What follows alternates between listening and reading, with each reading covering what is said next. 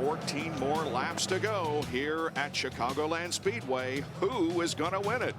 10 laps to go. Points as they run. Briscoe with a 12-point advantage on Dario and a 13-point margin on Scott Dixon. Elio has been mathematically eliminated from title contention. It will go down to Briscoe, Franchitti, or Scott Dixon, who leads this race.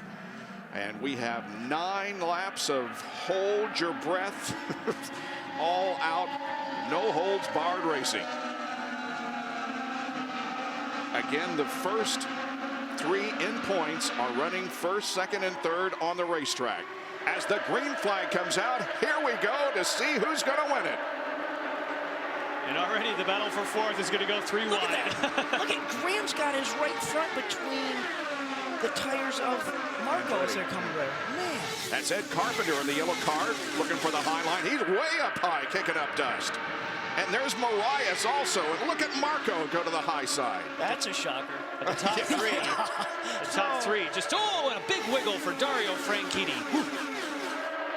So now when Franchitti gets up there and pushes along his teammate, are there orders, guys? I guess let's wait and see how that Not with 3 unfolds. races. Not with 3 races. When there's 3 in the championship, it's all, in my opinion, and every then man for himself. But also, I think you throw in the Penske car there at Briscoe, you just got to do what you can at this point. Yeah, but he's running out of overtakes, guys. He's used one. He's only got 1 left. Yeah. He better pick the right place to use it. Yeah. What is, when and where and how and why is the right place to use that last one? Look at the pack coming. Look at Graham's getting in here. Marias is going to be here. This is going to keep everybody honest. Graham Rahal just got by Franchitti at the line, up to 3rd. And he's by him. You're right. He got by him with a head of steam. Now he's going high. And he's using his overtake button right now. Emma Dixon.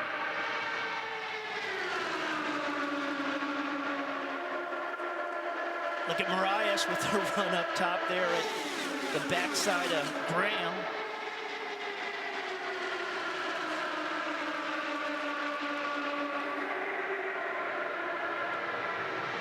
We knew it was going to be good, guys. 5 to go. Can't beat this. No, we knew it was going to be good. Ooh. Marias wiggling a bit.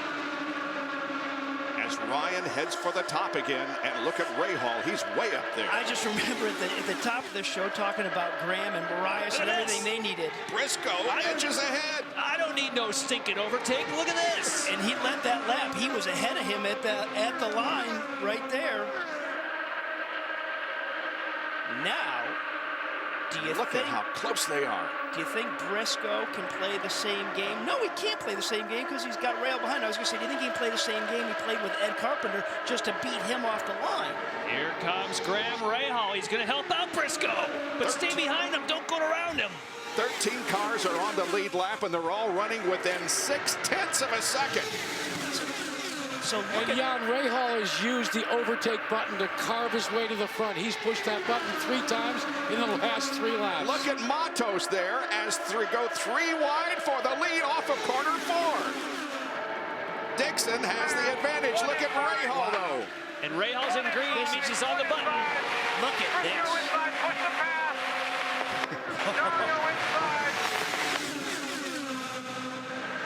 They'll come down for the white flag this time. Look at Matos up on top in the 2 car. And Briscoe's using the last push. It's out. It's over. Done.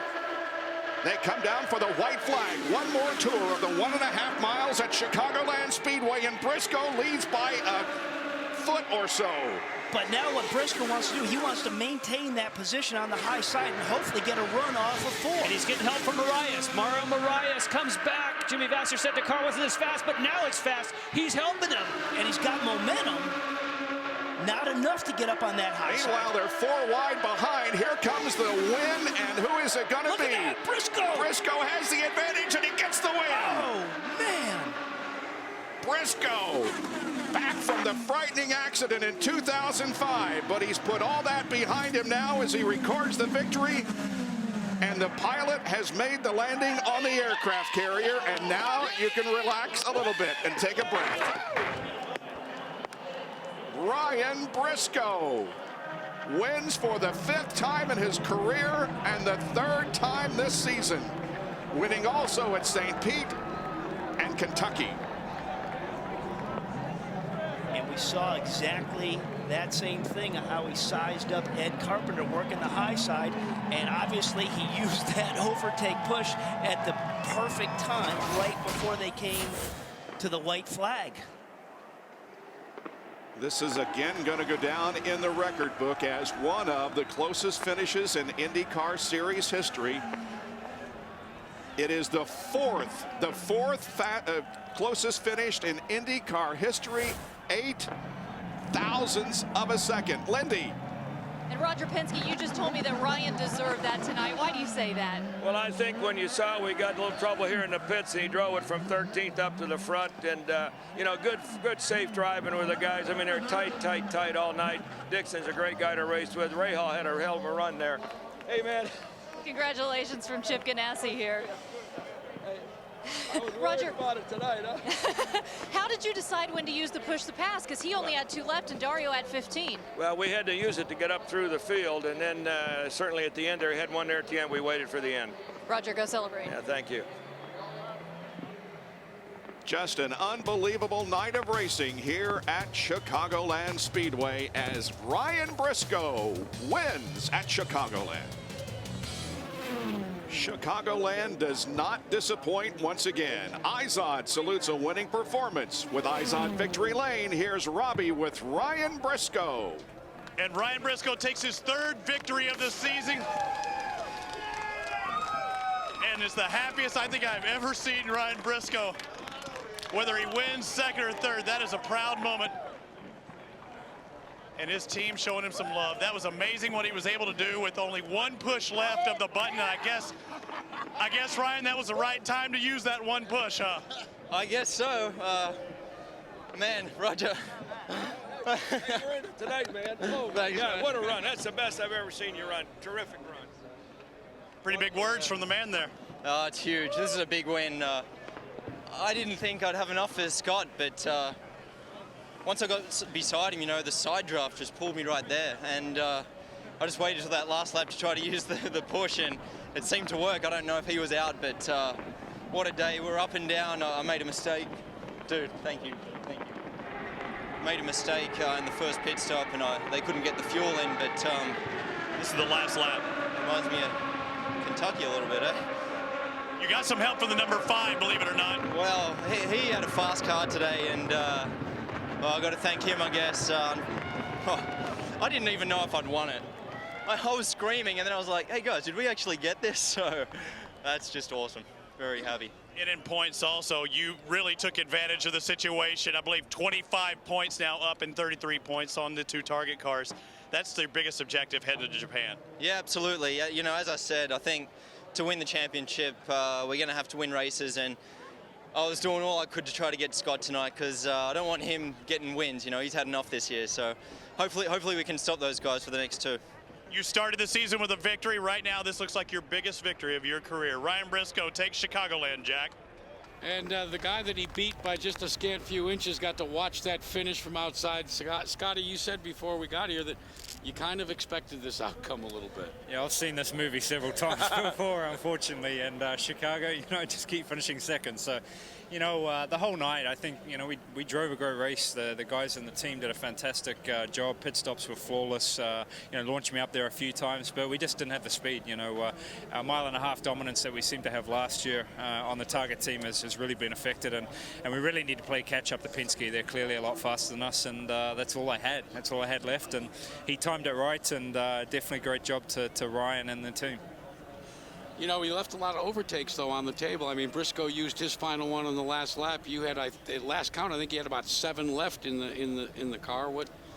I think I pushed overtake every lap from when we had the restart. Right, So you know, you have the 12-second delay there, or 10-second delay. So you got to wait each time you see it turn off, and you see them coming. What's that feel like? Hey, You know it's you want the lights. recycling. I know, you just want the lights to go away so you can push it again. And you know, I think we timed it great. We started just down the back straight, and it ran out probably just after start finish. But clearly we didn't have enough speed. And credit to Team Penske. But you know, got to thank the Target guys. They did a fantastic job tonight. Bob?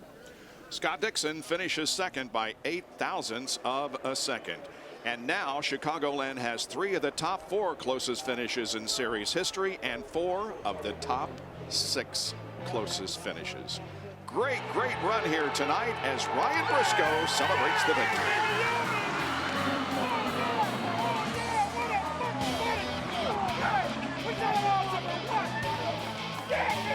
The Peak Antifreeze and Motor Oil Indy 300 of Chicago on Versus is presented by Peak Performance Products. When you peak, you win. And by Apex Brazil. To learn more about our Brazilian goods and services, log on to experienceourenergy.com. And congratulations to Thomas Scheckter, who is the Firestone pit performer of the race, spending a total of 1 minute 30.5 seconds on pit lane. Tony Kanaan second and Dixon third. And congratulations to Mario Moraes, who turned in his best career finish tonight of third. Lindy? And for Mario, it just keeps getting better and better. 4th last week and 3rd this time. Talk about how your pit stops really played into your race today. Well, you know, the guys did a great job. All the pit stops were really quick. And, well, the team has been working really hard this season long. And I'm pleased that happened here. You know, my mom is here. She come from Brazil. She arrived this morning, so it's great. And I know you're driving for your dad the rest of this season. Talk about, I understand you had a little problem with your visor and then a problem with the radiator. What happened? Yeah, well, I don't know. The car got a little bit hot, so I lose some power. And with the tear-offs, I don't know why they come just all off one time and start to get dirty. And one time I was not watching and look anymore, so it's pretty tough. But it all worked out. Mario, congratulations. Thank you. Robbie? Dario Franchitti just told me it's not over with yet. You might have that 25-point deficit, but you know, Jack Arute talked about how you had 15 pushes at one time. You can't always use those pushes, can you? No, I couldn't. I was kind of caught there at the end because Scott and I had worked so well together over the day, pushing each other past other cars, and I couldn't move out to get behind Briscoe to try and make it 3 wide because there was no way I was going to push Briscoe past my own teammate. That just wasn't going to happen. So I couldn't use those pushes because all I would have done was driven at the back of Scott. So that was kind of frustrating. Also, the right front tire changer also had a good thinking, but trying to get that gun cleared away. But that seemed like it was what cost you. Here's it for your first time to see. Yeah, I don't know. Yeah, we just didn't pull it. They didn't pull the gun, and that's what costs championships right there. You know, it's a real shame. We were in the lead there. The Target guys have been flawless up to that point tonight, and the Target car's been pretty good. Maybe not fast enough to win, but Scott and I worked well together, but it just wasn't to be. Now, there's 2 races still left. This is far from over. You made up a lot of ground at Sonoma, but it is getting down to the nitty-gritty. You need something to happen quick. How can you keep the hopes up? Well, it's either going to happen in Japan or Homestead, or it's not, and we can do it at both those tracks, and we're going to be pushing really, really hard to make it happen. You know, both those tracks are more handling tracks than this one, and I think we'll be in good shape. But we've got to keep pushing, man. We've got to keep going for it, and we're not giving up. Absolutely no way. The Target boys are not giving up, and we've got 2 cars still in it. I think that says it all right there, guys. Yep, Dario finishes in 4th position here tonight. And a salute to the winning team, Team Penske, on the number 6 car for Ryan Briscoe, who wins the 4th closest finish in IndyCar Series history here tonight at Chicagoland Speedway. We'll be back to wrap it up in just a moment. Stay with us on Versus. Here are the unofficial results of the Peak Antifreeze and Motor Oil Indy 300. Briscoe wins. Serbia's 2nd straight top 10. Scheckter's 2nd top 10 this year. There were 13 cars on the lead lap at the end of the race, and Tony Kanaan in 13th was 0.8 of a second behind the winner of the race. Hideki Muto crashed out, and so did Elio Castroneves. Kanaan was not happy. And watch this, he's going to just slide right down here to the middle. And now that's his teammate right there on his right. Look at the teammate kind of come down, big lift coming out of it. And we saw a big reaction after the checkered flag fell of TK after this. Look at him kind of stomping around. He's looking for Michael Andretti. And we were trying to figure it out. You could just tell by his eyes. Yeah. And remember, he was only 8/10 back in that 11th finishing place. We were trying to figure out what it was that set him off. Well, Graham Rahal records a 5th place finish, his 4th top 5 on an oval this year. Robbie? And you were in the middle of some of that mess, Graham Rahal. I personally thought you had it. You were charging the hardest at the end. Did you think you had it? Yeah, I mean, I thought, honestly, when I went up high, I thought, okay, we're going to get it finally, you know, because the car had so much momentum. And honestly, all night, the McDonald's car was great. It was just, you know, trying to get our opportunity, and we got it, pulled out of the draft, went up high, and it just died. So unfortunately, didn't quite have enough speed. But, I mean, when you go up that high, the distance that you're taking there is massive, and just fortunately didn't have quite enough speed. The air jack didn't work properly on your first stop, I believe it was. You dropped back quite a ways into the field, and the team pulled together and let you move back up again. Yeah, I mean, the guys worked really hard because I told them, I said, all right, we need a good last stop here because, yeah, I mean, the one stop we had fallen way back because, I mean, we sat with the car on the ground for a couple seconds before we even got it up to take the tires off, so that killed us. But, you know, really, I think it was great what we did tonight, and as I said, the McDonald's car, it was top-notch tonight. We need to, I mean, this just shows that, you know, this team, you know, if we get a little bigger budget, we can develop a little bit more.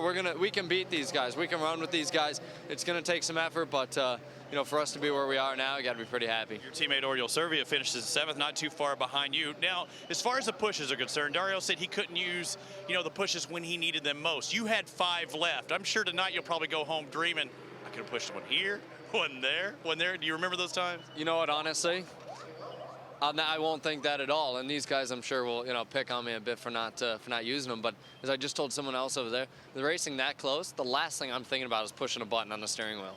I mean, honestly, just trying to look forward and make sure I don't hit anybody or anything. That's my biggest concern. So truthfully, you know, pushing a button really didn't sound too appealing at that point. Go grab a Big Mac. I'm gonna try. All right, grab Lindy. Ed Carpenter, would you say the first half was a different race for you than the second half? Yeah, you know, the first half I thought we were going to be pretty good. You know, we got up to the front pretty quick, started saving fuel, and you know, one at Kentucky we were really good in the pits, and tonight we, you know, just couldn't keep pace in the pits. I don't know if it was me and my in and outs or what, you know. So we lost a little time there, and then late in the race got more understeer, and other guys just seemed a little quicker. I think maybe we may have had on a little too much downforce at the end. It's hard to say though. The Menards John Manville car was still really quick. Just a couple times got bottled up, you know, behind guys running 3 wide and 2 wide, nowhere to go. So had a good car. The last lap I think we started it in 10th and still ended up 6th. So it could have been worse, could have been better. You know, after Kentucky, anything lasts with cars. Ed Carpenter, thank you. Thanks. Jack? Lindy, we always thought we'd twist it up a little bit and talk about the final word and give it to Matt Giese, because right here is where Ryan Briscoe was supposed to have the fuel coupler. Matt Giese was ready, and Matt, he was a little bit far out, and yet you had the wherewithal to stretch the hose to the optimum and make the perfect seat so that you could get some fuel in that car. It was definitely exciting. He come in a little hot, had the rear end of the car out a little far. I done what I could do. He dropped the car on the air jacks, and I come unglued. At that moment, I always say crew members, we don't give them enough credit because what they do is they may perform for about 108 seconds during the course of a race, but you sit there, I've watched you guys, it's like, please don't let me be. Please don't let me be the guy. For a second there, were you afraid that maybe you were going to become the guy? After it was over, it's a little exciting. I told Roger pretty quickly that he's too far out, and they let him know about it. He got it corrected. At the end of the day, it turned out all right. And how do you feel right now? You didn't even get to go to victory lane. No, I'll stay here and do work. I'm relieved. I'm just ready to get stuff packed up, go home, see the girlfriend. Hey, final word, guys. Sometime it's an unsung hero. Had the wherewithal to keep it all together, stretch it as far as he could, help put Ryan Briscoe into victory lane. Ryan led 71 laps. Average speed of the race tonight, 177.685 miles an hour. Here are the point standings. Now, nobody changed in the top 7, and in fact, this is only the second time this year that the points lead has not changed. The leader has not changed.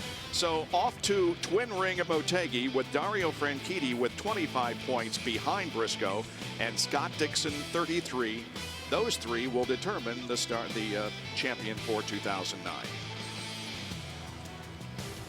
What a great recovery by this crew. I mean, that was great job, Jack. Those guys work so hard. You can tell by the size of fuelers. That's a heavy piece of equipment, and he forced it and got the job done. No, it really is. And, you know, I just like the fact that, you know, we're giving credit to this. Everybody says there's the driver in the race car, but there's so much more to this game behind the scenes, and they all make it work. Everybody okay tonight, although we had a couple of cars into the wall. Everybody okay, and just an incredible race with Ryan Briscoe running by 8 thousandths of a second. Coming up next, Sports Soup.